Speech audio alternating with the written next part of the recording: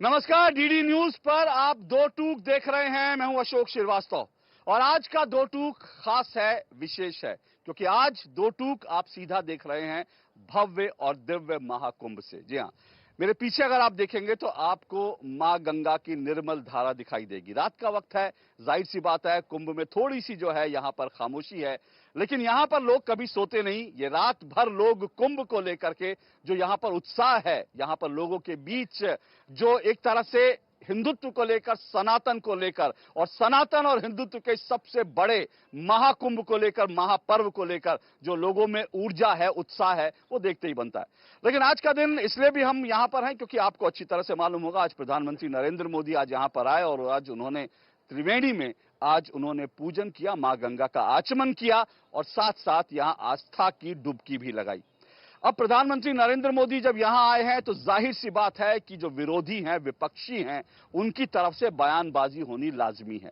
और वैसे भी महाकुंभ को लेकर जिस तरह से जब से महाकुंभ शुरू हुआ, बल्कि यूं कहना चाहिए कि महाकुंभ को लेकर जब से तैयारियां शुरू हुई, तब से लेकर लगातार कुंभ के खिलाफ फेक न्यूज, फेक नैरेटिव बनाए जा रहे हैं। कुंभ को लेकर तमाम तरह से कैसे इस कुंभ को बदनाम किया जाए, कैसे हिंदुओं की जो आस्था है उस पर चोट की जाए, ये लगातार लोग कर रहे थे। और अब जबकि प्रधानमंत्री नरेंद्र मोदी आए हैं तो ये सिलसिला और तेज हो गया। लेकिन इससे पहले आज हम डिबेट इसी पर करें, लेकिन उससे पहले हमको देखना चाहिए जब प्रधानमंत्री नरेंद्र मोदी यहां आए तो फिर क्या हुआ। ये मत भूलिए, प्रधानमंत्री नरेंद्र मोदी ने आज से करीब 11 साल पहले काशी में जाकर कहा था कि मैं यहां आया नहीं हूं, मुझे कोई लाया नहीं है, मां गंगा ने मुझे बुलाया है। और 10 साल बाद यानी 2024 में, पिछले साल उन्होंने कहा था कि अब मेरी मां नहीं है और मुझे ऐसा लगता है मां गंगा ने मुझे गोद ले लिया है और अब मैं मां गंगा के जो है उनकी उनके उनके आंचल में जो है मैं जिंदगी भर इस तरह से रहूंगा। तो उन्होंने कहा और इसीलिए मां गंगा को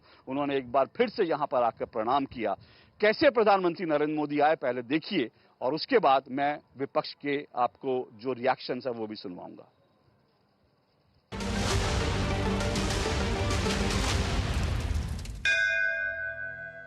न मैं यहां आया हूं, न मुझे किसी ने भेजा है, मुझे तो मां गंगा ने बुलाया है।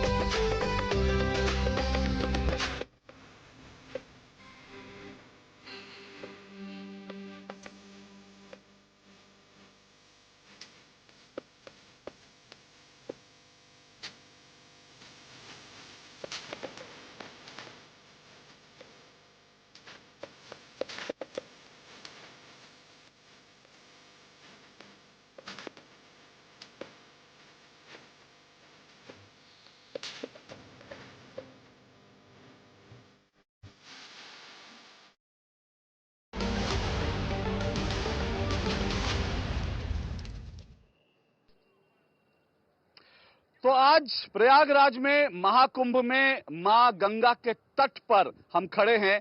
सुबह जो कुछ हुआ, 11 बजे प्रधानमंत्री नरेंद्र मोदी आए थे और जब उन्होंने यहां पर मां गंगा का आचमन किया, वो दृश्य मैंने आपको दिखाए, अभिभूत करने वाले दृश्य थे।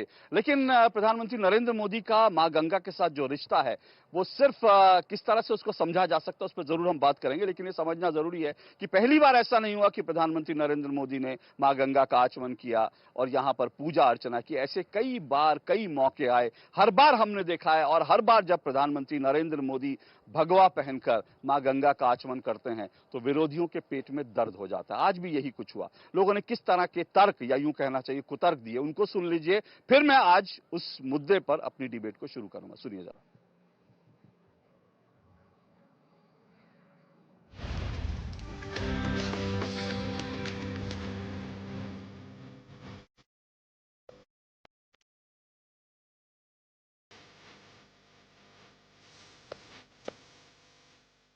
प्रधानमंत्री भी एक श्रद्धालु है, एक हिंदू है, तो जाना ही चाहिए।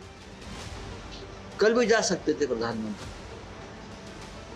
अभी तो कुंभ खत्म नहीं हुआ, कल भी जा सकते, लेकिन मुहूर्त निकाला है दिल्ली विधानसभा का। दिन भर मुझे देखते रहो और वोट करते रहो। महाकुंभ में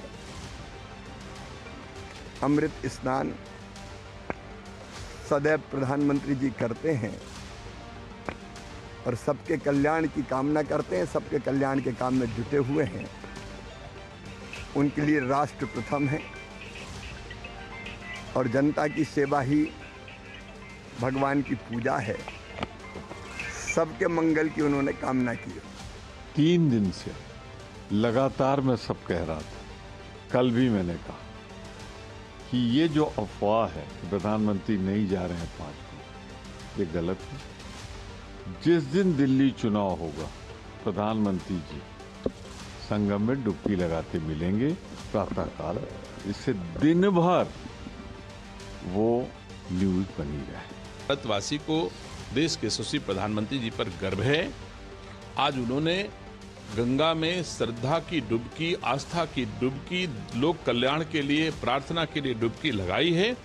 और मैं समझता हूं देश के प्रधानमंत्री जी ने हर मौके पर ऐसा महसूस कराया है देशवासियों को कि मैं भारतीय संस्कार संस्कृति के साथ देश को ऊंचाइयों पर ले जाने का काम करूंगा। अपना विश्वास को निभाने का सबका अधिकार है, हमारी संविधान जो अधिकार देती है, मगर एक प्रधानमंत्री होने के नाते ये अपना विश्वास को पब्लिकली, इसका पहले भी बहुत बार अपना विश्वास को एक वोट के लिए 10 वोट 2 सीट इसके लिए उन्होंने यूज़ किया है। इसलिए इसमें ज़्यादा आश्चर्य नहीं है कि प्रधानमंत्री आज ही का दिन क्यों यूज़ किया है। मंत्री जी की श्रद्धा को सियासत से जोड़ना ठीक नहीं।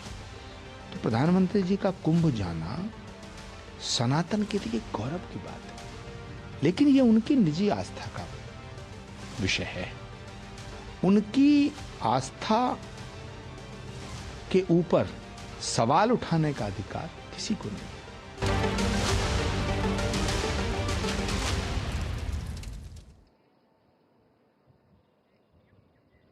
तो ये तो तमाम विपक्ष की तरफ से जो रिएक्शंस हुए वो मैंने आपको सुना, और इसको समझना जरूरी है। विपक्ष के वो नेता जो संसद में खड़े होकर कहते हैं कि हिंदू हिंसक होता है, विपक्ष के वो नेता जो कहते हैं कि सनातन डेंगू है, मलेरिया है, सनातन को पूरी तरह से इरेडिकेट कर देना चाहिए, जो लोग इस तरह के बयान देते हैं, उन्हें प्रधानमंत्री नरेंद्र मोदी का मां गंगा के साथ जो रिश्ता है आखिर वो कैसे समझ आएगा। लेकिन आज इसी को समझने की कोशिश करेंगे और कुंभ को लेकर जो तमाम नैरेटिव चल रहे हैं, क्योंकि इस वक्त संसद में भी कुंभ को लेकर डिबेट हुई, उन सब पर चर्चा करेंगे। मेरे साथ बहुत खास 4 मेहमान यहां पर मौजूद हैं। मां गंगा के तट पे एक एक करके परिचय करवाता हूं। मेरे साथ रतन शारदा जी हैं। रतन शारदा जी जाने माने लेखक हैं, राजनीतिक विश्लेषक हैं, टेलीविजन पैनलिस्ट हैं। रतन शारदा जी, बहुत बहुत शुक्रिया रतन शारदा जी, आप यहां पर आए 2 टूक में। मेरे साथ मां गंगा ने बोला जी जी। मेरे साथ शेफाली वैद्य जी हैं, जानी मानी सोशल मीडिया इन्फ्लुएंसर हैं, और इनके एक एक ट्वीट जो है वो कई बार जो है कई बिजनेस हाउस की दशा बदल देते हैं, और लेखिका भी हैं शेफाली वैद्य जी, और सोशल मीडिया पे बहुत एक्टिव हैं। मेरे साथ शांतनु गुप्ता जी हैं। शांतनु गुप्ता जी कई पुस्तकों के लेखक हैं और राजनीतिक विश्लेषक हैं, और ये बता दूं आपको 2 हफ्ते से लगातार ये कुंभ में बने हुए हैं। तो कुंभ में जो कुछ हो रहा है वो सब इन्होंने अपनी आंखों से देखा है। आज भी इन्होंने यहां पर प्रधानमंत्री नरेंद्र मोदी को भी आते देखा, उससे पहले यहां पर जो दुर्भाग्यपूर्ण घटना हुई थी उसको भी देखा, बहुत सब कुछ ये लगातार देख रहे हैं। और मेरे साथ अमी गनात्रा हैं। अमी गनात्रा जानी मानी लेखिका हैं। धर्म के मर्म को समझने के लिए इन्होंने कई कृतियों की रचना की है। IIM अहमदाबाद से पास आउट हैं, तो आप समझ सकते हैं IIM अहमदाबाद से पास आउट हुई और उसके बाद जो है धर्म के मर्म को समझने की कोशिश कर रही हैं। और ये बेस्ट सेलर हैं, ये भी आपको बता दूं, इनकी पुस्तक जो है सर्वश्रेष्ठ कृति मतलब बेस्ट सेलर में गई। लेकिन जब मैं ये कह रहा था अमी गनात्रा जी, मुझे याद आया बेस्ट सेलर ये भी है, बेस्ट सेलर ये भी है, बेस्ट सेलर ये भी है। तो मुझे लगा मैं किसको बोलूं बेस्ट सेलर, क्योंकि इनकी योगी जी पर किताबें, शेफाली जी की, रतन शारदा जी ने आरएसएस को लेकर, वो सब बेस्ट सेलर अपने आप में। चलिए, लेकिन ये तो सबका परिचय हुआ, सीधा डिबेट की शुरुआत करता हूं। शांतनु जी, अब सबसे यहाँ पर जितने लोगों में सबसे पुराने यहाँ पर आप बने हुए हैं, तो मुझे लगता है आज की डिबेट आपसे शुरू की जाए। प्रधानमंत्री आए, उन्होंने मां गंगा का आचमन किया। एक प्रधानमंत्री जो है उसका राजधर्म ये भी तो है, तो उसको लेकर इस तरह के नैरेटिव बनाना, इस तरह की बात करना, कैसे आप देखते हैं इन रिएक्शंस को कि भाई दिल्ली का चुनाव था इसलिए प्रधानमंत्री नरेंद्र मोदी आए, ये सब नैरेटिव आज बनाए जा रहे हैं। कोई और भी दिन होता तो वो कोई उतर ढूंढ ही लेते। हम जहाँ पे खड़े हैं तट पे या रेल घाट है, और उससे बिल्कुल यहीं से मतलब आप यहाँ पे खड़े होकर देखते तो उनकी जो ऑरेंज जर्सी थी वो दिख भी जाती है यहाँ से। और आज क्योंकि मेरा एक कार्यक्रम भी था कल्चर कुंभ, और सिक्योरिटी प्रोटोकॉल भी मतलब उन्होंने इस तरह से एडजस्ट किया था कि वो इस तरह से आए तो पूरा रोड खुले थे, हमारे सारे पार्टिसिपेंट्स यहाँ पे आए। और हमने पिछली बार भी देखा था 2019 के कुंभ में उन्होंने श्रद्धा की डुबकी ली थी और आज भी डुबकी ली थी। देखिए जहाँ पे विश्व से व्यक्ति आ रहा है, यहाँ पे अभी डेटा गवर्नमेंट का 38.9 करोड़ पीपल आ चुके हैं। कैन यू इमेजिन, मतलब इस शहर में करीब 40 करोड़ लोग आके जा चुके हैं। हमारे घर में छोटी सी बर्थडे पार्टी होती है, 15 बच्चे आते हैं तो तहस नहस हो जाता है। शादी होती है उसमें 200 लोग आते हैं, तहस नहस हो जाता है। और हम तो इनको लोग अनपढ़ लोग कहते हैं, फुअर लोग कहते हैं। पूरा कुंभ इतना साफ है देखिए, और उसमें प्रधानमंत्री जो देश का हेड है वो क्यों नहीं आएगा उसमें, मतलब उसमें, बल्कि वो अगर नहीं आता तब सवाल पूछे जाने चाहिए। जो नहीं आए उनसे सवाल पूछे जाने चाहिए, जो आया वो तो आया। वो तो जब पूरा देश वहां पहुंच रहा है तो प्रधानमंत्री कौन है, पूरे देश को रिप्रेजेंट करता है, उसको तो आना ही था। अगर वो नहीं आते तो प्रश्न पूछे, जो नहीं आए राहुल गांधी कब आएंगे भाई? उनकी तो पैतृक जगह भी है। नेहरू जी या फूलपुर से चुनाव लड़ते थे, बगल की सीट से चुनाव लड़ते थे फूलपुर से। तो मतलब ये तो मेरे को तो प्रश्न ही है क्यों है कि नरेंद्र मोदी क्यों नहीं आए, और क्यों आए, वो आए, उनको आना भी चाहिए था। और वो ऐसे समय पे आए जब जो 3 का शाही स्नान खत्म हो चुका था, अगला जो स्नान है वो 12 को है, तो जिससे किसी को इनकन्वीनियंस ना हो। इस समय मेला थोड़ा सा शिथिल था, मेला अब फिर उठेगा 8-9 तारीख से, तो उनको आना ही चाहिए। हमको शायद इस बात की तारीफ करनी चाहिए कि उन्होंने ऐसे दिन देखे ताकि आम लोगों को, यहाँ पे जो भक्त है उनको कम से कम तकलीफ हो। लेकिन शेफाली जी, बात ऐसी है कि विपक्ष हमेशा इस तरह की बात करता है। क्या भारत का, मुझे मन में सवाल आया, क्योंकि आप तो मुझे लगता है देश की नब्ज जानती हैं, क्योंकि आपका एक ट्वीट जो है वो मैंने कहा दशा दिशा बदल देता है, इसलिए मैं आपसे समझना चाहता हूं, क्या भारत का मतदाता या दिल्ली का मतदाता इतना बेवकूफ है कि आज प्रधानमंत्री डुबकी लगाने आए, यहां उन्होंने आस्था का स्नान किया, तो वो पिछले 1 महीने से सोच के बैठा था कि मुझे इस पार्टी को वोट देना है, और आज प्रधानमंत्री को भगवा में देख लेगा तो उसका मन बदल जाएगा? क्या ऐसा बेवकूफ है भारत का मतदाता? देखिए, पहली बात तो ये है कि विपक्ष का जो कुतर्क है वो तो हमेशा ही होता था। अगर प्रधानमंत्री नहीं आते तो वो पूछते वो क्यों नहीं आए, अगर वो आए तो बोलते वो क्यों आए। दूसरी बात, प्रधानमंत्री हैं, लेकिन वो एक हिंदू भी तो हैं, और उन्होंने अपनी आस्था कभी भी नहीं छुपाई है। जब वो प्रधानमंत्री नहीं थे, जब वो गुजरात के मुख्यमंत्री थे, या उससे पहले भी वो आते हैं, अपनी आस्था का प्रदर्शन करते हैं। प्रदर्शन मतलब उनकी आस्था है जेन्युइन, तो उसको दिखाने में शर्म कैसी? तो वो तो हमेशा से ही करते आए, उसमें नई बात क्या है? दूसरी बात, जैसे आप कह रहे हो कि दिल्ली की जो जनता है वो अगर इतनी दूध पीती बच्चे की तरह होती कि टीवी पे देख के प्रधानमंत्री जी डुबकी ले रहे हैं, तो वो अगर वोट दिए होते तो फिर केजरीवाल जी को भी तो आना चाहिए था। वो भी तो समझते हैं कि दिल्ली की जनता ऐसी है, तो वो क्यों नहीं आए? उन्होंने अपनी आस्था का प्रदर्शन क्यों नहीं किया? वो यमुना में डुबकी लेंगे। यमुना यहाँ पे भी है, यमुना में डुबकी लेंगे, अगले दिन हॉस्पिटलाइज हो जाएंगे। ऐसा मत कहिए, उनके लिए शुभ हमें जैसे ये कह रहे हैं कि राहुल गांधी तो आए नहीं है, या कोई भी विपक्ष का नेता एक्सेप्ट फॉर अखिलेश जो भी आके ड्रामा करके गए, उनके अलावा कोई नहीं आया। क्यों नहीं आया? वो हिंदू नहीं है क्या? अखिलेश ड्रामा करके गए, प्रधानमंत्री आएंगे तो वो आस्था का वो है, अखिलेश आएंगे तो क्योंकि प्रधानमंत्री ने कभी भी, उनका अगर आप ट्रैक रिकॉर्ड देखें तो उन्होंने कभी भी अपनी आस्था नहीं छुपाई है। अखिलेश ने, आप बताइए अब तक कितनी बार मंदिरों में गए जाते हुए देखा है? राम मंदिर नहीं गए, क्यों नहीं गए? प्रधानमंत्री जी जब प्रधानमंत्री नहीं थे, जब वो एक सामान्य कार्यकर्ता थे, तब भी वो आस्था से मंदिरों में जाते थे, ये तो सबको पता है। ठीक है, मैंने सवाल इसलिए पूछा था क्योंकि आज पक्ष विपक्ष कोई नहीं है, तो मुझे ही विपक्ष की भूमिका भी निभानी पड़ेगी, इसलिए मैं ऐसे सवाल लगातार पूछूंगा। पर रतन शारदा जी, मैं आपसे जानना चाहता हूं, आप कैसे देखते हैं इस नैरेटिव को?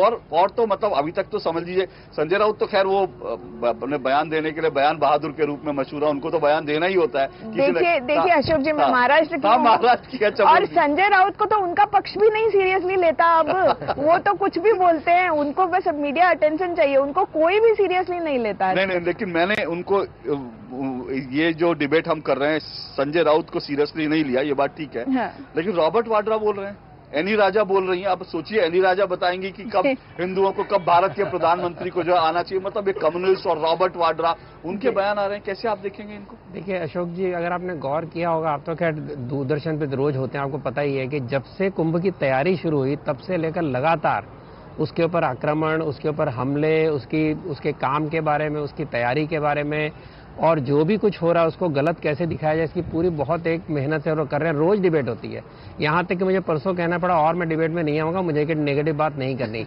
लेकिन आप ये भी सोचिए कि मैंने एक डिबेट में कहा कि मैं सोचा करता था, पुराण पढ़ता था कि जब ऋषि मुनि यज्ञ करते थे तो राक्षस आके ध्वंस करते थे।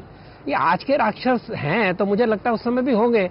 तो एक तिलमिला गया, जो एक कांग्रेस का प्रवक्ता था, वो भी मतलब बाय चांस वो मुस्लिम था, और बोला हमको राक्षस का। तो जो काम राक्षस के करेगा राक्षस ही कहेंगे। अभी अखिलेश ने आके डुबकी लगाई, नाटक क्यों? क्योंकि अखिलेश कहता है कि पानी में जाओगे तो पाप धोने के लिए जाते हो, पानी पीने लायक नहीं है। जया बहादुरी कहती है कि इसमें 1000 लोग मर गए। मैंने परसों कहा 1000 लोग मरे, कोई बताएगा कहाँ से समाचार निकला? आप बोल रहे हो कि यहाँ जहर है, किसी ने बताया जहर कहाँ है? मैंने उदाहरण दिया, शांतनु जी हैं यहाँ पर। मैंने कहा शांतनु जी 15 दिन से वहाँ रह रहे हैं, ना तो बीमार हुए ना मरे, जिंदे हैं, स्वस्थ हैं। तो ये जो इस प्रकार के बहुत गलत कुप्रचार हो रहा है, ये केवल हिंदू धर्म की आस्था पर चोट लगाने के लिए। अब मोदी जी की बात करूं मैं तो, कि मोदी जी जब आते हैं तो अपने हिंदुत्व की आस्था के कारण आते हैं। नेहरू जी भी आए थे, सोनिया गांधी भी आई थी। ये आते हैं केवल हल्का सा पैर हाथ लगाने के लिए, मन से शर्मिंदा है। जो झिझक है अपनी आइडेंटिटी को पहचान करने के, देश का सबसे बड़ा दुर्भाग्य था। और आज जब कुंभ का वातावरण यह है कि सारा हिंदू बोलता है मेरा कुंभ है, कुंभ पहली बार तो नहीं हो रहा, सैकड़ों सालों से रहा। 40 साल पहले माँ यहाँ आई थी, यहाँ पर वो भी बखान कर रही थी, तब 30 लाख आते थे, 40 करोड़ आ रहे हैं। आप सोचिए, अगर ये बीजेपी की चाल है तो बीजेपी को कितने वोट मिले थे पिछले इलेक्शन में? 23 crore, if I am not wrong. यहाँ 35 करोड़ आ गए, 44 करोड़ अभी हो जाएंगे। तो उसका मतलब यहाँ आने वाला बीजेपी का वोटर है। यहाँ जो भी आता है धर्म के, अपने धार्मिक विचार से, आध्यात्मिक विचार से आता है, वो किसी भी पार्टी का हो सकता है। उसको पता है मेरी आस्था हिंदू है, मेरी पहचान हिंदू है। यह जो लोग पहचान अपनी बड़ी खुशी से बताने लगे, अनअपोलोजेटिक, मोदी जी को देखने के बाद, उसके कारण बहुत धुआं निकल रहा जगह जगह से। मुझे लगता है और कोई कारण नहीं है। और धुआं उठेगा, लेकिन मुझे लगता है वो भी डुबकी लगा रहे हैं, धुआं शायद उनका भी शांत हो। तो उनके लिए भला है, उनके लिए धुआं तो शांत हो सकता है अगर डुबकी लगाएं तो। लेकिन अमी, मैं आपसे जानना चाहता हूं, आप, हम लगातार प्रधानमंत्री को फॉलो करते हैं और वो गंगा में पहला मौका नहीं है, बहुत बार आए हैं, काशी हो, यहाँ हो, हरिद्वार हो। जब आप धर्म के मर्म को समझती हैं तो मैं आपसे समझने की कोशिश कर रहा हूं, प्रधानमंत्री का मां गंगा से रिश्ता, आप इसको कैसे डिफाइन करेंगी, कैसे देखती हैं? मुझे याद है प्रधानमंत्री जी जब प्रधानमंत्री बने थे तब सबसे पहले पशुपतिनाथ उनका जाना हुआ था शुरुआत में। और उनका जो वो दृश्य आया था ना कि उन्होंने वो भस्म लगाई है और रुद्राक्ष पहना है और गॉगल्स भी साथ में पहने हैं, आई थिंक वो एक दृश्य, वो जो गेम चेंजिंग दृश्य होता है ना, वैसा था। वो एक शुरुआत थी। उसके बाद आप लगातार देखिए, गंगा जी हो, केदारनाथ हो, जहां पर भी हो, जो भी हिंदू धर्म के आस्था के केंद्र है वहां मोदी जी गए हैं। और जैसे शिफाली जी ने कहा, क्योंकि प्रधानमंत्री बने इसलिए वो नहीं गए हैं, वो उसके पहले से जाते आ रहे हैं और प्रधानमंत्री बनकर भी जा रहे हैं। वो हम में से एक है।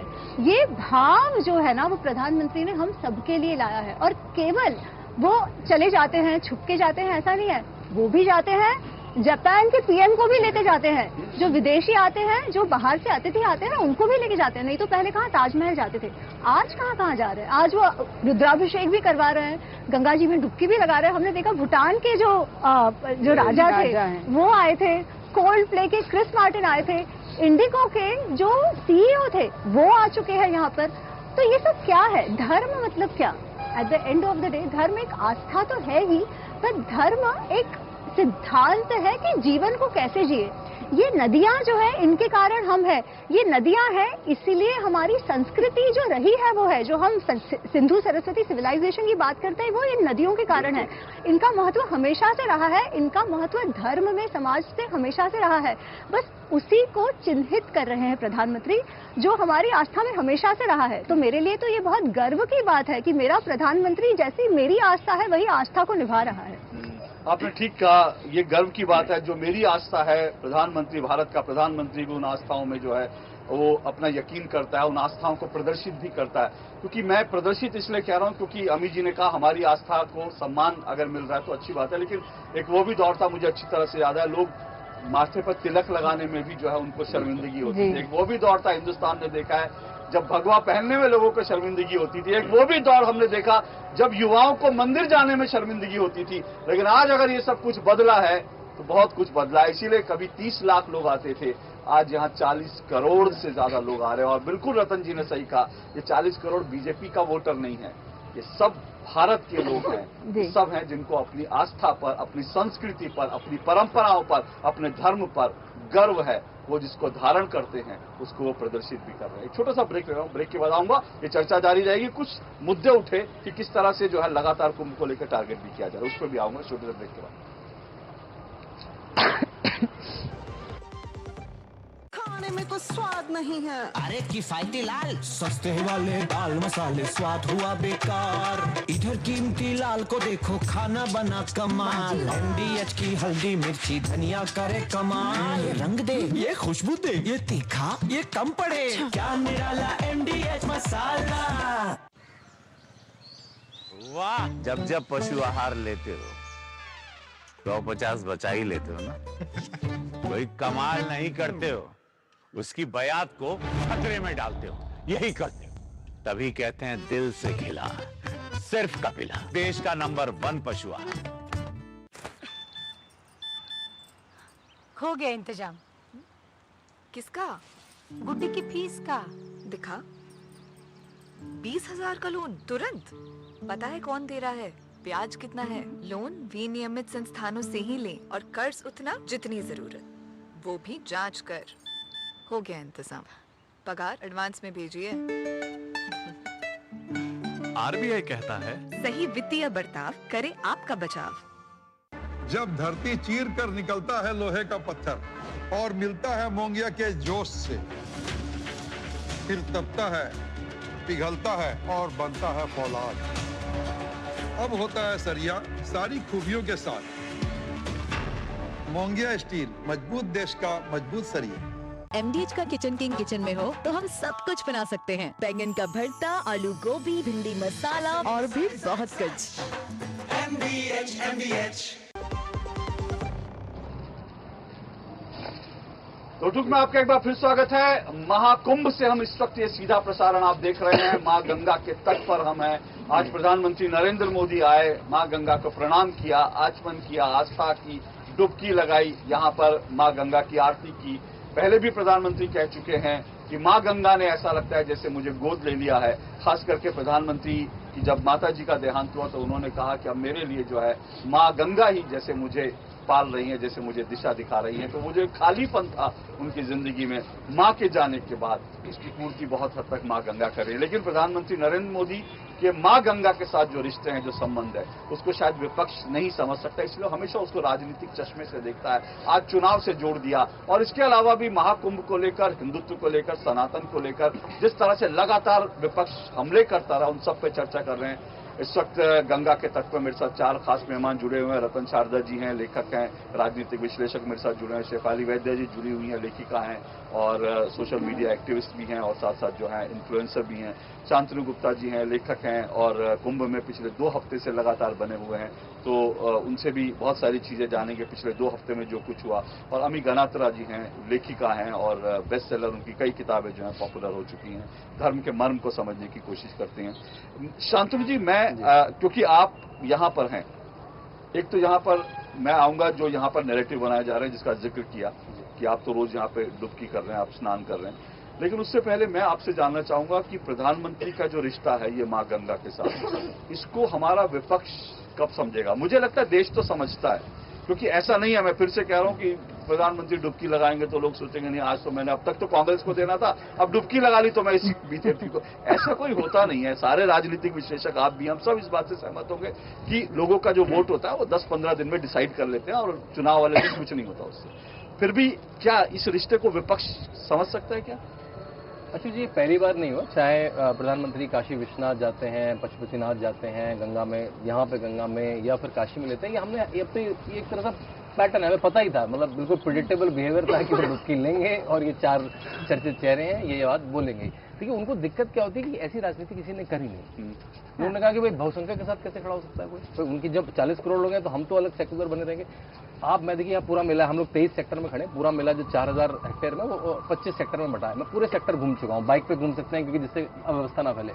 आप जब देखेंगे जो हमने अभी कुछ दिनों महाराष्ट्र के चुनाव में सुना, एक है तो सेफ है, वो बिल्कुल यहाँ पे दिखेगा। जब आप पानी में जाते हैं, आज सुबह हम लोग सब नहाने गए, लाखों लोग थे, कौन लड़का, कौन लड़की, कौन बच्चा, कौन बुढ़ा, कौन किस जाति का, सब मिल गया उसी पानी में जो आपके शरीर में छू के जा रहा है।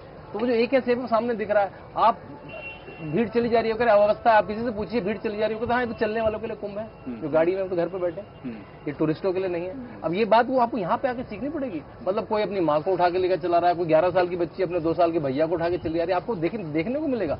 कोई मैं परमार्थी कैंप में था, उन्होंने पूरा हॉल जिसमें मुरारी बापू की कथा हुई, वो पूरा 3000 लोग उसमें सो रहे हैं, 3000 लोग सो रहे हैं, कोई किसी से किसी को दिक्कत नहीं, आपस में भजन कर रहे हो, क्योंकि सुबह उनको माँ गंगा में डुबकी लेनी है। तो ये वो जो आके ही समझ पाएगा। उन्होंने कुंभ को दूर से देखा है, उसकी तस्वीरें देखी हैं। आप साधुओं को देखिए जिस तरह से वो स्नान में जाते हैं। उस दिन दुर्घटना हुई तो साधुओं ने अपना स्नान स्थगित कर दिया। शायद सालों में ऐसा होगा कि हम शाम को नहाएंगे, पहले जनता नहाएगी, जिससे हमारा वो जो अखाड़ा मार्ग है वो और जनता यूज कर सके।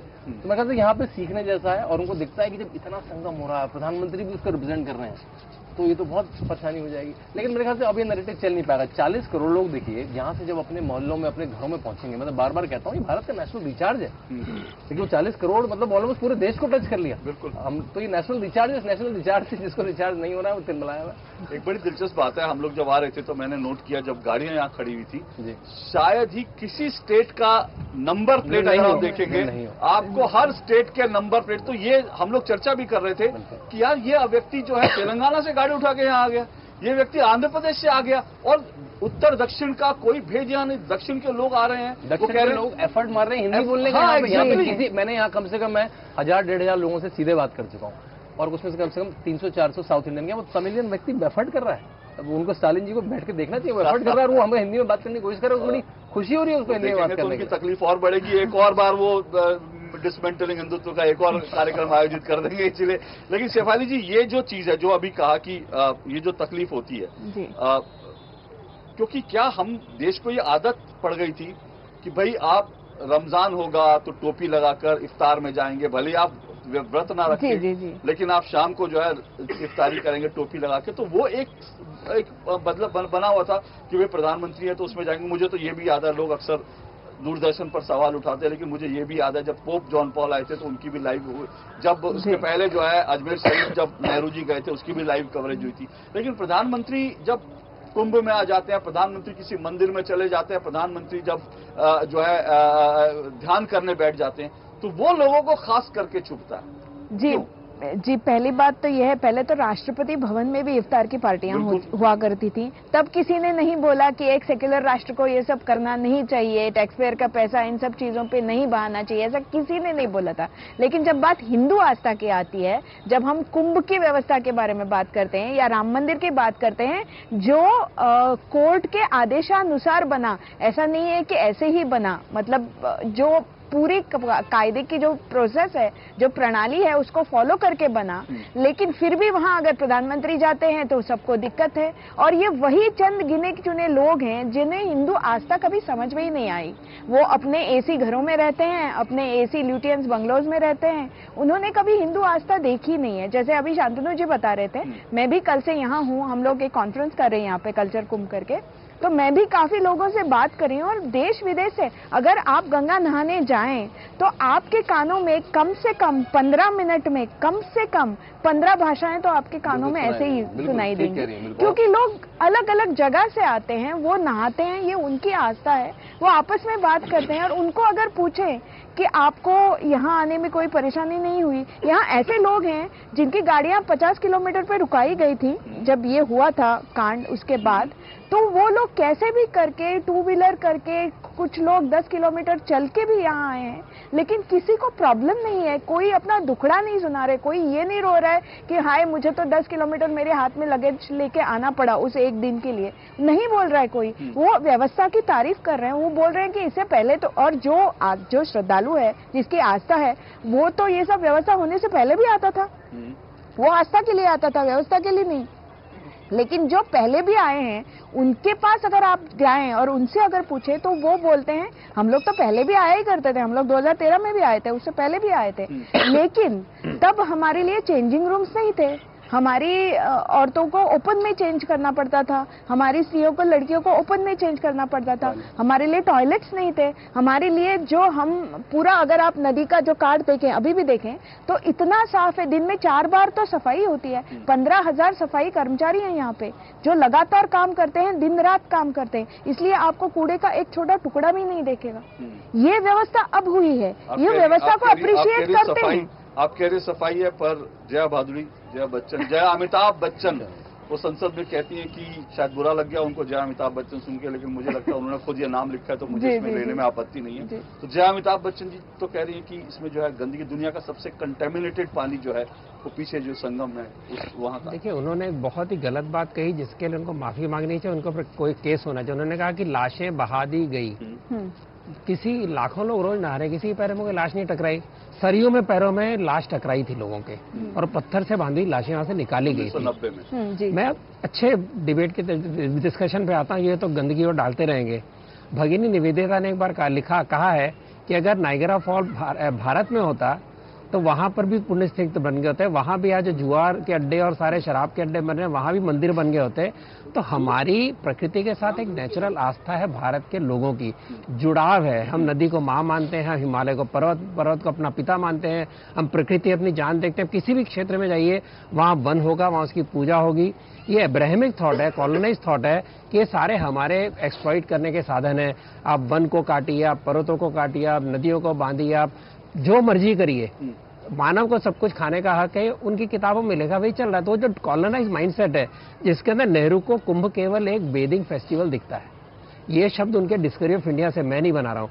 सो व्हेन यू ट्रीट दिस आध्यात्मिक Kumbh as a bathing festival, naturally look at Naga sadhus, और को दिखता ही नहीं है, आपका वॉयरिज्म है उसके अंदर।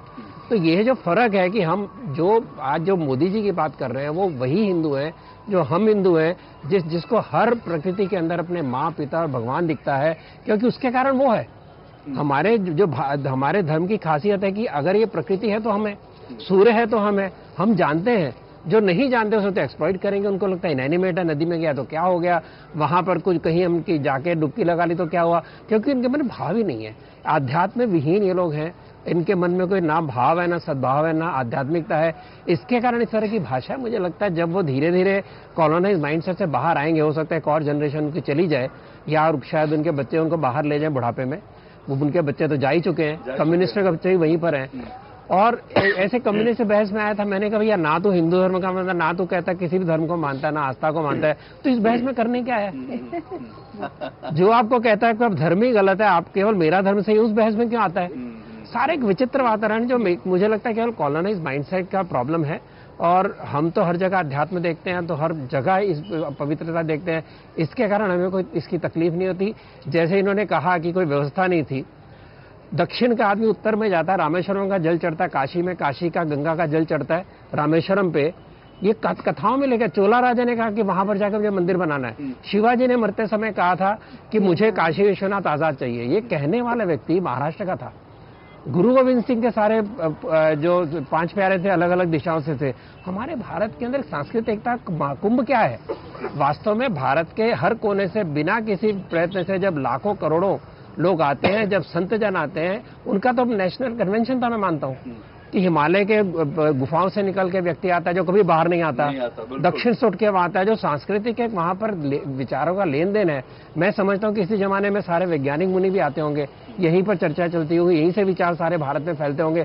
वरना कैसे सिद्ध है कि दक्षिण में कोई बैठा है आचार्य, उसकी सारी कथाएं उत्तर में चल रही हैं, शंकराचार्य केरल से उठते वहां जाके ज्योतिर्मठ में अपने मठ बनाते, 4 दिशाओं में बनाते हैं। इस सांस्कृतिक एकता का बहुत बड़ा पहलू है जिसको लोग नजरअंदाज करते हैं, क्योंकि ऐसे लोग हैं जिन्होंने 1946 में कह दिया कि भारत 18 देशों का बना हुआ देश है, अंग्रेजों को आप तोड़ दो, इसको 18 देशों में बांट दो, पहले आजादी मत देना। और यही लोग जो 1948 में सिविल वॉर करते हैं आंध्र प्रदेश के अंदर, जो कहते हैं कि भारत एक नहीं, यही लोग कश्मीर को आजाद करवाना चाहते हैं, ये लोग कश्मीर बनाते हैं। जिनको मातृभूमि में श्रद्धा ही नहीं है, वो अगर गंगा में श्रद्धा नहीं रखते, जिनको मोदी जी की श्रद्धा चुभती है, उसका कारण यही है। बिल्कुल। मैं एक बात और बताना चाहती हूँ अशोक जी, जो इन्होंने बोला और इन्होंने बोला स्टालिन के बारे में, बस थोड़ी सी बात करती हूँ। जो तमिलनाडु का जो स्टेट है, वहाँ का राजराजा चोला का बेटा राजेंद्र चोला, उसने जब बहुत बड़ा मंदिर बनाया और उसने नया कैपिटल बनाया, तो उसने उसका नाम रखा गंगईकोंडा चोलापुरम। मतलब गंगा का जो मुकुट है उसका राजा वो राजेंद्र चोला। बस उतनी ही बात नहीं है, उसने वहाँ बहुत बड़ा तालाब बनाया और उस तालाब में उसने यहाँ से प्रयाग से हाथियों पे लाद के जल वहाँ पे भरा, पूरा भरा, इसलिए क्योंकि उसकी प्रजा को वो गंगा स्नान का पुण्य मिले, वहाँ पे उन्हें यहाँ तक ना आना पड़े। ये मैं 1000 साल पहले की बात कर रही हूँ। तो ऐसा नहीं है कि यह आस्था आज की है या प्रघात आज का है, ये तो सदियों से चला आ रहा है। बहुत महत्वपूर्ण बात कही कि एक राजा चाहता था कि दक्षिण में चाहते थे कि भाई मेरी जनता को जो है गंगा में स्नान करने का पुण्य मिले, इसलिए हाथियों से यहाँ जल ले जाया गया। तो ये सब चीजें हैं, इसको समझने के लिए आपको जो है भारतीय संस्कृति को, परंपराओं को, भारतीय धर्म को, वैदिक ज्ञान को समझना पड़ेगा। वही शायद नहीं समझते। लेकिन 2 चीजें इन्होंने कही, मैं उस पर आप दोनों मेहमानों के पास आऊंगा इस छोटे से ब्रेक के बाद।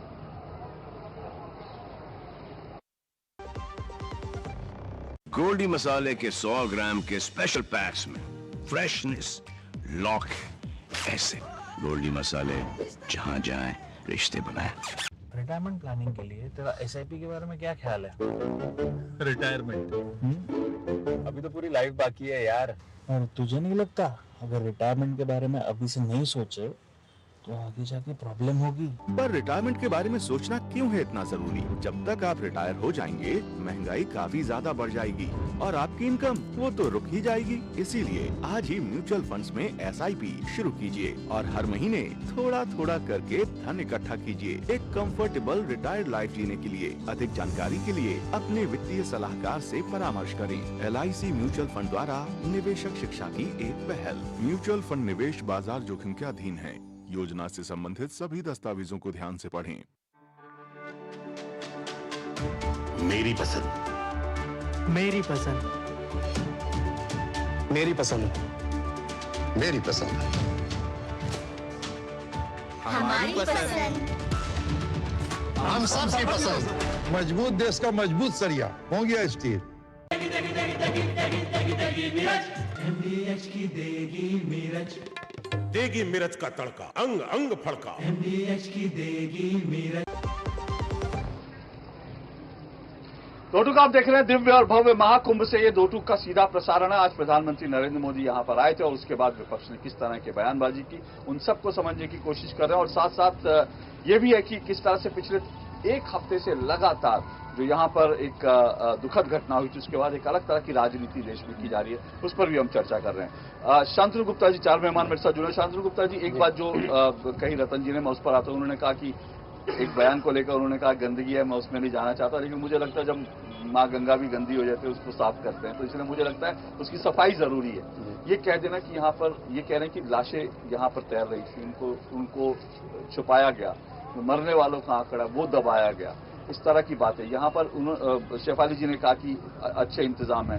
लेकिन अभी भी सोशल मीडिया पर बहुत सारे लोग चढ़ा रहे कि यहाँ पर लोग बहुत परेशान हैं, यहाँ पर बद इंतजामी है, यहाँ पर कोई कह रहा नहीं आया, इस तरह की। आप क्योंकि यहाँ पर लगातार 2 हफ्ते से, सच बताइए दिल से, माँ गंगा सामने है, सौगंध देता हूँ आपको माँ गंगा की, सच बताइए कि आपने 2 हफ्तों में क्या देखा जी? सर देखिए, जैसे मैंने आपको पहले भी कहा, 4000 हेक्टेयर में ये मेला फैला है। प्रयागराज जो डिस्ट्रिक्ट है उसकी पॉपुलेशन 22 लाख है और यहाँ पे इस समय जहाँ हम खड़े तो 1 करोड़ लोग रह रहे हैं गंगा के तट पे। मतलब जिस डिस्ट्रिक्ट की पॉपुलेशन, जिस जिले की पॉपुलेशन 22 लाख है, उसमें एक समय में 1 करोड़ लोग रहते हैं और उसमें कोई भी बड़ा स्नान होता है तो 2 करोड़, 3 करोड़, 8 करोड़, 12 करोड़ लोग आके चले जाते हैं। करीब 40 करोड़ लोग यहाँ से आके जा चुके हैं। तो ये अव्यवस्था होती तो आके चले जाते थे क्या? मतलब आपके, जैसे मैं बार बार एक उदाहरण देता हूँ, कोई बड़ी पार्टी या शादी होती है तो कितनी स्मेल आने लगती है शाम तक। यहाँ पे हम लोग सुबह घाट पे जाके आए, यहाँ पे करीब 1.5 लाख टॉयलेट बने हैं। यहाँ पे जैसे शिवाली जी ने कहा कि बिल्कुल आपको जैसे याद है पीएस जो पीसीओ का जमाना था, हर जगह पीसीओ खोल गए थे। यहाँ पे बिल्कुल ऐसे 100 मीटर में 50 मिनट में चेंजिंग रूम बने। मतलब व्यवस्था तो ऐसी है कि आपको चलने की बस एक अगर दिक्कत ना हो। और आप शाही स्नान के, मैं बार बार कहा भी, शाही स्नान के 1 दिन पहले और 1 दिन बाद अवॉइड कर दें। और शाही स्नान के नहाना है तो पूरी बिल्कुल हिम्मत से आए, फिर आपको चलना पड़ेगा ही, क्योंकि गाड़ी चलेगी तो फिर लोग कैसे चलेंगे? एक ही चीज चल सकती है सड़क पे, गाड़ी आएगी इतने सारे लोग कैसे चलेंगे? जैसे मैंने बताया, इतने सेक्टरों में बताया, हर सेक्टर करीब 1.5 से 2 किलोमीटर है। सब में फायर स्टेशन है, मतलब आग लगती बाद में बुझाने चलता। हर जितने 10,000 इंस्टॉलेशन है, जैसे परमार्थ का कैंप 1 इंस्टॉलेशन गिना जाएगा, जूना अखाड़ा 1 इंस्टॉलेशन गिना जाएगा, ऐसे 10,000 इंस्टॉलेशन है। और सबके सामने आपको हर 2-3 के सामने आपको फायर की एक बाइक दिखेगी और हर सेक्टर में आपको एक फायर ब्रिगेड का पूरा स्टेशन दिखेगा। आपको हर सेक्टर में जो सफाई कर्मी बताया भी 15,000 आपने, उनके जो बच्चे हैं उनके लिए स्कूल टेम्पररी बेसिस शिक्षा विभाग ने योग्य तैनात के स्कूल है। आप सोच सकते हैं इसके लिए सब समाज too very sensitive to do that. कम से कम 3-4 हजार बच्चे नहीं तो सड़क पर लौट रहे होते हैं, उनके लिए स्कूल में 2 स्कूल देख के आए, 24 सेक्टर में स्कूल है, वो बच्चे पढ़ रहे हैं, उनके अलग से किताबें वर्कबुक है। हर स्कूल में 150, 200, 300 बच्चे पढ़ रहे हैं। हर सेक्टर में खोया पाया विभाग है। खोया पाया विभाग के सुनने में बड़े रोचक तरह के अनाउंसमेंट है। कल एक व्यक्ति यहाँ पे कर रहा था और योगी आदित्यनाथ का खास इंस्ट्रक्शन है, भाई किसी को आपको हाथ शब्द नहीं बोलने हैं। यूपी पुलिस जो जानी जाती है वो अपना लट रोक के है। तो कल एक व्यक्ति अनाउंस कर रहा था कि भाई जिस दिन 3 की बात है जब दूसरा शाही स्नान था, कोई व्यक्ति मेला क्षेत्र में बाइक नहीं चलाएगा। देखिए वो लोग 2 लोग जा रहे हैं, उनको कहीं दिखाओगे अगर आप बाइक चलाएंगे तो आपको पुण्य प्राप्त नहीं होगा। देखिए वो भी बाइक चलाने को पुण्य और पाप से जोड़ रहा है। तो देखिए आप इसकी कमेंट्री दूर से नहीं कर सकते, हम लोग सब यहाँ पर हैं, कोई 2 दिन से, कोई 5 दिन से, मैं करीब 2 हफ्ते से ज्यादा से हूँ। सारे सेक्टर देख चुका हूँ, सारे अखाड़े देख चुका हूँ, सारे बड़े कैंप देख चुका हूँ, बहुत सारे साधुओं से मिल चुका हूँ। अगर उस दुर्घटना को छोड़ दें, उसकी भी जांच चल रही है, वो कैसे हुई, क्यों हुई, वो किसी ने करवाई क्या, जिसके भी बड़े लक्षण लगते हैं अगर आप उसकी जो आंखों देखी सुनी लोगों ने। लेकिन जिस तरह से 40 करोड़ लोग आके चले गए यहाँ से, वही इसका अपने आप में उदाहरण है कि कितना व्यवस्थित ये कुंभ है। देखिए शांतनु जी ये भी बता सकते हैं कि जब आग लगी थी 20 मिनट के अंदर उसको शांत कर दिया गया। हाँ, एक बार वो आग लगी गीता प्रेस के स्टॉल में। गीता प्रेस का स्टॉल करीब 6 और 7 सेक्टर के बीच में, जहाँ नेत्र कुंभ का स्टॉल भी लगा। 3 मिनट में 45 गाड़ियां आ गई वहाँ दमकल की, फायर ब्रिगेड की, और वो आग को 20 मिनट में बुझा लिया गया। और 48 घंटे में गीता प्रेस का जो स्टॉल, पूरा जो इंस्टॉलेशन है वो गवर्नमेंट ने करके दिया। और उसकी जो ब्रांडिंग है, उसकी जो किताबें जल गई थी, वो गोरखपुर से, क्योंकि ज्यादा दूर नहीं है प्रयाग, वो गोरखपुर से आ गई और अगले दिन बिक्री शुरू हो गई। मतलब 48 घंटे में आपने, गीता प्रेस का बहुत बड़ा स्टॉल है वो, उसमें कई हजारों लाखों किताबें, वो 48 घंटे में चल रहा है, उसमें बिक्री शुरू हो गई। तो फिर विपक्ष क्यों संसद से लेकर सड़क तक ये बात कर रहा है? उनको पता ही नहीं है। देखा जाए अखिलेश को जितना पता है वो यहाँ पे आए, मैं खुद था यहाँ पे, एक पॉडकास्टर राज शमानी यहाँ पे आए थे, बिल्कुल यहीं पे वो सामने थे। मैंने कहा किसकी इतनी 60 गाड़ियों, काली कलर की गाड़ियों के साथ मैंने अखिलेश को बहुत दिनों बाद सामने से देखा। तो ऐसे करते हुए नेता की तरह जा रहे थे, वो डुबकी लगाई और वो एक शंकराचार्य से मिलके गए। किनसे मिलके गए होंगे आपको पता लगा? वो तो खैर चित्र भी सबके सामने, जिनकी उन्होंने पिटाई भी और उसी के 2 दिन बाद और उसके 2 दिन बाद भगदड़ भी हुई। तो उसमें रिलेशन है, वो भी जांच का विषय है। वो तो जांच का विषय है। लेकिन अभी एक बहुत, रतन जी ने बहुत इंपॉर्टेंट बात की। उन्होंने कहा अगर हिमालय की कंदराओं से निकलकर एक समय पे कि जो कुंभ है, इसका जो सांस्कृतिक, इसका जो धार्मिक महत्व है, मैं चाहूंगा उस पर आप बताइए कि ये भारत को, और ये तो जोड़ता है ना, कुंभ कैसे जोड़ता है भारत? उसके पहले मैं भी एक छोटी सी चीज जो अभी तक बात हो रही थी उस पर कहना चाहती हूँ, क्योंकि मैं भी पूरा पिछला हफ्ता यहीं पर थी। अच्छा। और वो उस तरफ का जो एरिया है सामने की ओर, जहाँ पे और भी ज्यादा भीड़ है, वहां पर मैं 7 दिन चली हूँ, रोज 10 से 12 किलोमीटर। हर थोड़ी थोड़ी जगह पर आपको सफाई कर्मचारी मिल ही जाते हैं। ऐसा नहीं है कि रात को कचरा पड़ा है वो सुबह को साफ हो रहा है, ऐसे भी नहीं, तब के तब, तुरंत के तुरंत सब साफ हो रहा है। सफाई की जो व्यवस्था अभी है उसका पहले का कोई कंपैरिजन ही नहीं हो सकता, क्योंकि मैं 2013 कुंभ में भी आई हूँ, 2019 अर्थ कुंभ में भी आई हूँ। 2019 ऑलरेडी बेटर था 2013 से, पर इस बार का कितने लोग आते थे और इस समय कितने, व्यक्ति कितनी गंदगी जनरेट करता है, तो उसके कंपैरिजन में लोग बढ़ रहे हैं और गंदगी कम हो रही है। इतना साफ सुथरा, तो इस बार का अरेंजमेंट का कोई कंपैरिजन ही नहीं है। जो कभी पहले आया नहीं है और इस बार नहीं आया, वो ही ऐसी बातें कर सकता है, तो वो तो अपना कार्य करता रहे। पर आप जो कुंभ की बात कर रहे हैं, तो कुंभ को हम महापर्व मानते हैं, मेला मानते हैं, पर कुंभ क्या है, उसकी जो पौराणिक कथा है वो तो आप सब जानते ही हैं कि 4 जगहों पर अमृत गिरा या अमृत जब गिरा था, जब देवासुर संग्राम जो हुआ था, अमृत मंथन हुआ था, वो कथा तो सब जानते हैं। मैं उसमें एक और बात ऐड करना चाहती हूँ कि तीर्थ जो है, तो कुंभ जो है कि बहुत ही बड़ा तीर्थ है। बाकी तीर्थ यात्राओं से क्या फर्क है कि तीर्थ यात्रा में इंडिविजुअली लोग जाते हैं, यहाँ पे मास कॉन्शियसनेस जागृत होती है क्योंकि सब एकत्रित होते हैं। जो साधु है, ऋषि है, नागाज है, सभी आते हैं, अखाड़े वाले आते हैं, सारे संप्रदाय वाले आते हैं, और जो भक्तगण है, जो श्रद्धालु है, वो भी आते हैं। सत्संग होता है। डुबकी लगाना तो एक बात है ही कुंभ का, पर कुंभ का मेन जो कारण होता था वो ये भी है कि धर्म सभाएं होती थी, शास्त्रार्थ होते थे। जो सारे ऋषिगण हैं वो एक दूसरे से बातचीत करते थे, और वो आज भी हो रहा है, ऐसा नहीं है कि नहीं हो रहा है। उस पर फोकस ज्यादा नहीं किया जाता क्योंकि अधिकतर लोग अखाड़े जाते हैं, नागा साधुओं को देखते हैं। वो भी करना चाहिए, मुझे लगता है वो भी एक अनुभव है, उनसे भी बात करनी चाहिए। पर क्योंकि अभी हमारी साउथ की भी बात चल रही थी, तो मैं आपसे कहना चाहती हूँ, पिछले हफ्ते विधुशेखर भारती जी जो है शंकराचार्य श्रृंगेरी पीठ के, वो आए हुए थे और एक सभा चल रही थी उनकी, जहां उन्होंने एक टॉपिक, उन्होंने स्वयं से उस पर बात कही, उस विषय पर। वो बोले कि ये शैव वैष्णव की बात करते हैं। तो मैं आज यहां से कहता हूं कि उसमें कोई फर्क ही नहीं है कि शिव को विष्णु के विरुद्ध जो कर रहे हैं वो एकदम गलत है। हमारे में ऐसा कभी नहीं हुआ, और हम जो श्रृंगेरी पीठ है, हम यहाँ पर राम नाम को वो लिखवा रहे हैं लोगों से कि हम राम नाम भी लिखवाएंगे, शिव नाम भी लिखवाएंगे, और शक्ति, वो माँ को तो मानते ही हैं, है ना। और यही बात तो महाभारत में भी आता है, शिवाय विष्णु रूपाय शिव रूपाय विष्णुवे, वो दोनों में कोई फर्क कभी भी नहीं रहा। तो ये जो शैविज्म वैष्णविज्म की बात करते हैं, लड़ाई की बात करते हैं, वो तो सिर्फ तोड़ने की बात है। पर कुंभ जो है वो तीर्थ जो हम कहते हैं, अभी एक बहुत अच्छी बात शिपाली जी ने कहा कि लोग आस्था के लिए आता है, व्यवस्था के लिए नहीं आते। तो 12 वर्ष में एक बार जब लोग तीर्थ के लिए यहाँ आते थे ना, तो घर पर टाटा बाय बाय बोलकर आया करते थे, क्योंकि पता नहीं होता था वापस जाएंगे कि नहीं। इसीलिए आप अभी भी देखिए, कई लोग जब वापस जाते हैं तो उनकी पूजा की जाती है, घर पे उनका स्वागत किया जाता है, क्योंकि जब वो यहाँ आते हैं तब वो तपस्या के लिए आते हैं, कल्पवास के लिए आते हैं, अनुष्ठान के लिए आते हैं, व्यवस्था के लिए नहीं आते। जमीन पर सोते हैं, 3 बार डुबकी लगाते हैं, 1 बार खाना खाते हैं। वो जो ये है ना कि आप अपने शरीर को, अपनी संकल्प शक्ति को समझिए, वैराग्य को आत्मसात करिए, वो भाव है तीर्थ यात्रा का। और वो भाव है कुंभ का भी। कि एक बात अभी स्वामी जी चिदानंद सरस्वती जी बार बार कह रहे हैं कि हम डुबकी केवल गंगा में नहीं लगा रहे, हम अपने आप में डुबकी लगा रहे हैं, वो महत्व है कुंभ का। एक छोटी सी बात, अभी ने कहा कि डुबकी इतने सारे लोग लगाते हैं। देखिए, वो जब सीए का आंदोलन चला तो जेएनयू में, अलीगढ़ मुस्लिम यूनिवर्सिटी में चला, वो हम देखेंगे वो बुत गिराए जाएंगे। हिंदुओं को मूर्ति पूजक, बुत परस्त कहा जाता है।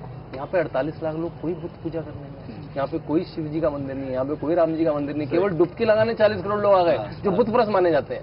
तो आपको पता लगता है कि आप कितने लेवल पे है हिंदू, मतलब उसके भाई आप शिव के उपासक भी हैं, विष्णु के उपासक भी हैं, आप शक्ति के उपासक भी हैं, आप गंगा माँ के उपासक भी हैं। आप 40 करोड़ लोग तो किसी टेम्पल में नहीं गए। बिल्कुल। तो ये जो आया मुझे देखने को मिला, ये बिल्कुल अद्भुत था। बिल्कुल अद्भुत है, यहाँ का जो कुछ हम देखते हैं बड़ा अद्भुत है। लेकिन ये अद्भुत जो है, इसको आत्मसात करके कैसे ले जाया जा सकता है, और क्या इसका एक महाकुंभ का कोई महासंदेश है, आऊंगा उस पर छोटे से ब्रेक के बाद।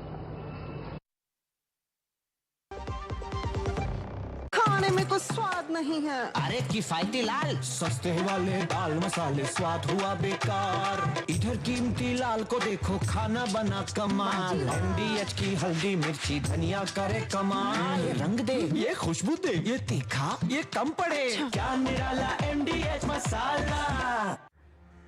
इन्वेस्टमेंट की रेगुलर इंफॉर्मेशन मिलती है क्या? बिल्कुल। पूछ। विड्रॉ करने के बाद पैसे कितने टाइम में मिलते हैं? सुन सवालचंद, म्यूचुअल फंड सही है .com पर लॉगिन कर, वहां तेरे सारे सवालों के जवाब मिल जाएंगे, समझा? कौन सी वेबसाइट? म्यूचुअल फंड सही है .com। सही है। म्यूचुअल फंड निवेश बाजार जोखिमों के अधीन है। योजना से जुड़े सभी दस्तावेजों को ध्यान से पढ़ें। गोल्डी मसाले के 100 ग्राम के स्पेशल पैक्स में फ्रेशनेस लॉक ऐसे। गोल्डी मसाले, जहां जाएं रिश्ते बनाएं।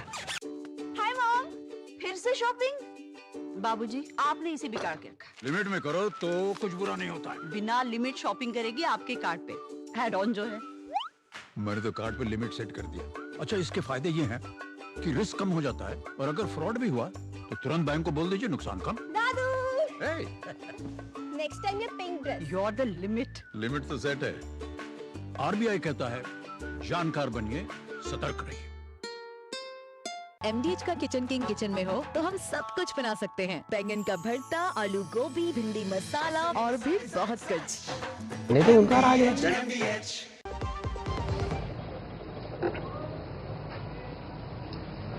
एक बार फिर आपका स्वागत है दिव्य भव्य महाकुंभ से ये 2 टूक आप देख रहे हैं और बहुत जल्दी से मैं अपने मेहमानों के पास जाऊंगा, लेकिन शेफाली जी शुरुआत में आपसे एक बात करता हूं। आपने पहले कहा कि यहाँ पर अगर आप थोड़ी देर के लिए जाएंगे तो आपको अलग अलग भाषाएं 10-15 भाषाएं अलग अलग, क्योंकि यहाँ पे पूरे देश से लोग आए हैं तो 10-15 भाषाएं सुनाई पड़ती है। कोई ये भी सुनाई पड़ता है कि भाई तुम्हारी जात क्या है, किस जात के हो, कोई जाति जनगणना, ऐसी कुछ बात सुनाई देती है? जी अशोक जी, मैं तो कल से घूम रही हूँ, लोगों से मिल रही हूँ, अभी तक मुझे किसी ने नहीं पूछा, मुझे ये तक नहीं पूछा कि आप कहाँ से हो। एक्चुअली फॉरगेट जात वात तो सब छोड़ ही दो, ये भी तो नहीं पूछा कि आप कहाँ से हो।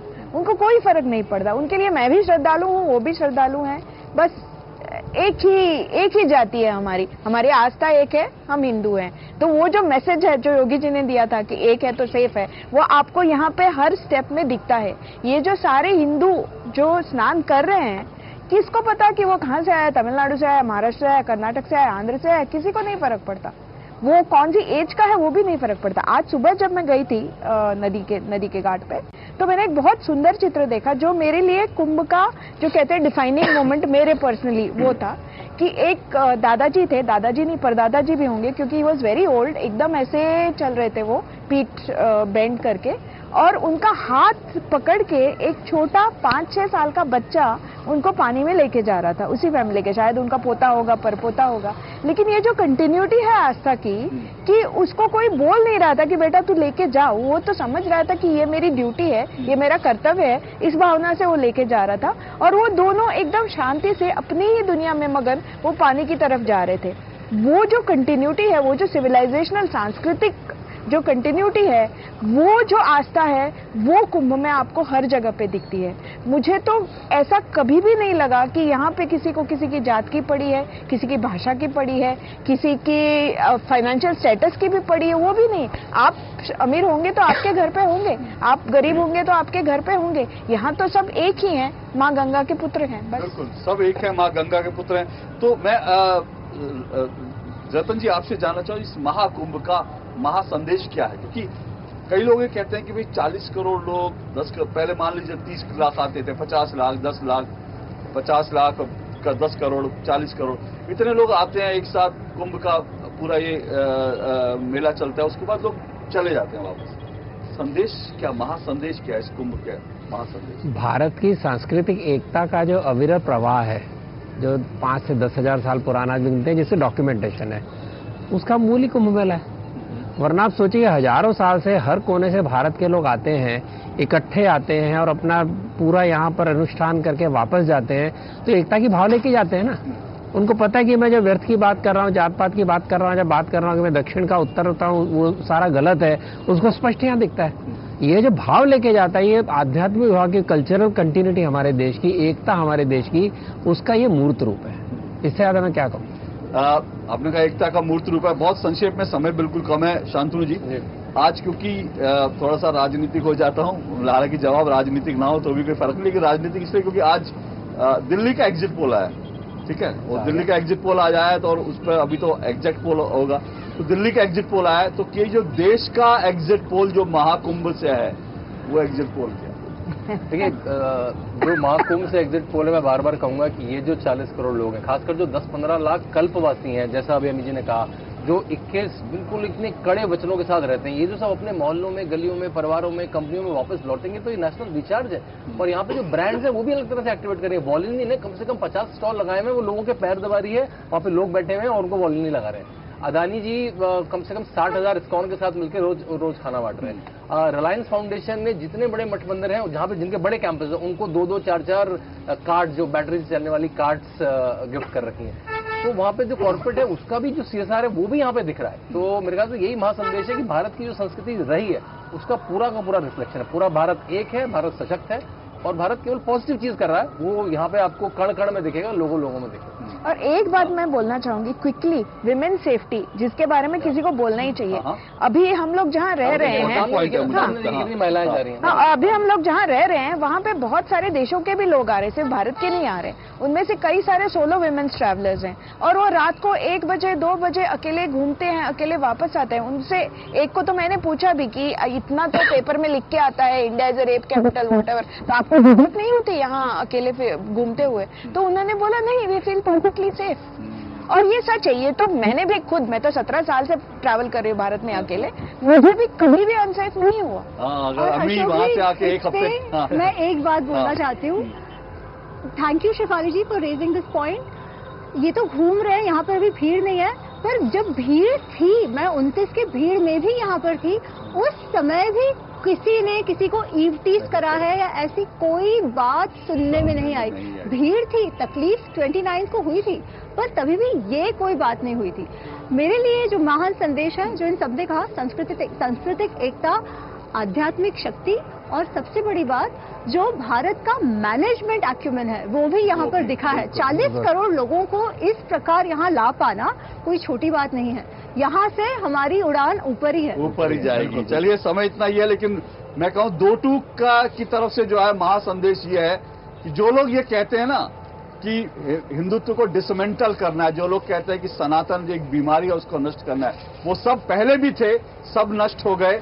ये कुंभ चलता रहा, भारत चलता रहा। और जो लोग ये भी कहते हैं कि भारत एक राष्ट्र नहीं है, उन सब के जो नैरेटिव हैं, ये महाकुंभ जब आता है, कुंभ जब आता है, ऐसे तमाम नैरेटिव को ध्वस्त कर देता है। इस बार भी यही संदेश है। जो लोग भारत को, जो लोग हिंदुत्व को, सनातन को तोड़ने की, नष्ट करने की कल्पना भी करते हैं, सपने भी देखते हैं, उन सबको मुंह की खानी पड़ेगी, हर बार मुंह की खानी पड़ेगी। आज का यही संदेश है। बहुत बहुत शुक्रिया मेरे सभी मेहमानों का।